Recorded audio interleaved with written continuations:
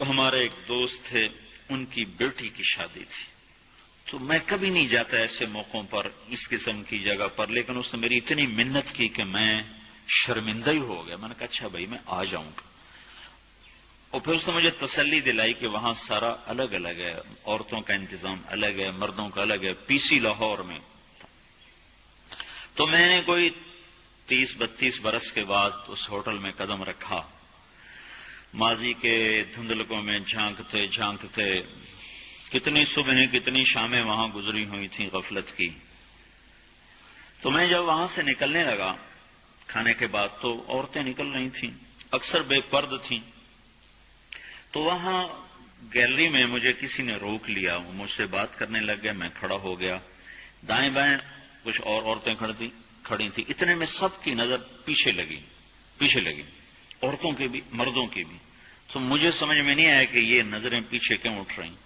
کیا دیکھا، میرے قریب سے ایک خاتون گزری جو سر سے لے کر پاؤں تک مکمل برقعے میں، ہاتھوں پہ بھی دستانے تھے اور پاؤں میں جرابیں تھیں، اور ایک بالکل سادہ سا برقع انہوں نے پہنا ہوا تھا. جب وہ گزری ہے تو ایک دم سناٹا چھا گیا، سارے عورتوں پر بھی سارے مردوں پر بھی. تو مجھے اس وقت خیال آیا کہ یہ حق ہے. یہ سورج جب چمکتا ہے تو ہر ایک کو اس کی روشنی نظر آتی ہے.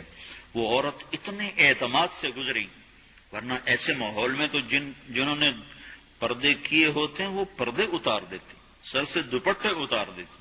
وہ اس میں اس طرح گزری، سب کی نظریں شرم و حیا سے جھک گئیں. وہ عورتیں جن کے دوپٹے کہیں جا رہے تھے ان کی بھی نظریں شرم و حیا کی وجہ سے جھک گئیں. یہ مسلمان عورت کی پہچان ہے. یہ فاطمہ کی بیٹی ہے، یہ خدیجہ کی بیٹی ہے. یہ مغرب کی ننگی بیٹی نہیں ہے کہ جہاں ماں بیٹی کا تصور ختم کر دیا گیا ہے. اب وہ گندگی ہماری طرف پھینکنا چاہتے ہیں، وہ ہمیں یہ گند چاٹنے پر لگانا چاہتے ہیں، اور ہم اللہ کی منت کر رہے ہیں یا اللہ تو اس نظام کو توڑ دے. ہماری تو بے بسی ہے. ہماری بیٹیوں کے سر سے دوپٹے اتر گئے، کپڑے مختصر ہو گئے. عجب حال ہے.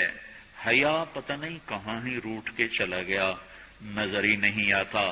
پہاڑوں میں جا کے بھی ڈھونڈا، وہاں بھی نہیں ملا. صحراؤں میں گئے، دریاؤں میں گئے، کہیں نہیں ملا.